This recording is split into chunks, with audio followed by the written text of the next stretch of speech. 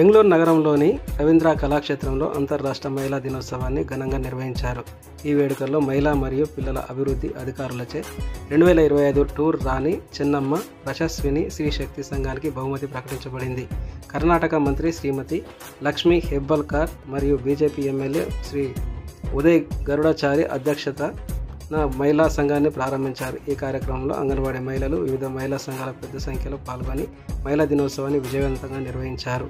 ಅಂತಾರಾಷ್ಟ್ರೀಯ ಮಹಿಳಾ ದಿನಾಚರಣೆ ಪ್ರಯುಕ್ತ ಇಲ್ಲಿ ಮಹಿಳಾ ಮತ್ತು ಮಕ್ಕಳ ಅಭಿವೃದ್ಧಿ ಇಲಾಖೆಯಿಂದ ನಾವೊಂದು ಕಾರ್ಯಕ್ರಮವನ್ನು ರಾಜ್ಯಮಟ್ಟದ ಕಾರ್ಯಕ್ರಮವನ್ನು ಆಯೋಜಿಸಲಾಗಿದೆ. ಅದರಲ್ಲಿ ನಮ್ಮ ಬೆಂಗಳೂರು ನಗರ ಜಿಲ್ಲೆಯ ವತಿಯಿಂದ ನಾವೊಂದು ICDSಗೆ ಸಂಬಂಧಪಟ್ಟ ಹಾಗೆ ಒಂದು ಸ್ಟಾಲನ್ನು ಇಲ್ಲಿ ಅರೇಂಜ್ ಮಾಡಿದ್ವಿ. ನಮ್ಮ ಅಂಗನವಾಡಿಯಲ್ಲಿ ಕೊಡುವಂಥ ಇದೆಲ್ಲ ಐಟಮ್ಸನ್ನ ಬಳಸ್ಕೊಂಡು ಈಗ ಪುಷ್ಟಿ ಇರ್ಬೋದು, ಅದರಿಂದ ಕೇಕ್ ಮಾಡಿದ್ದೀವಿ.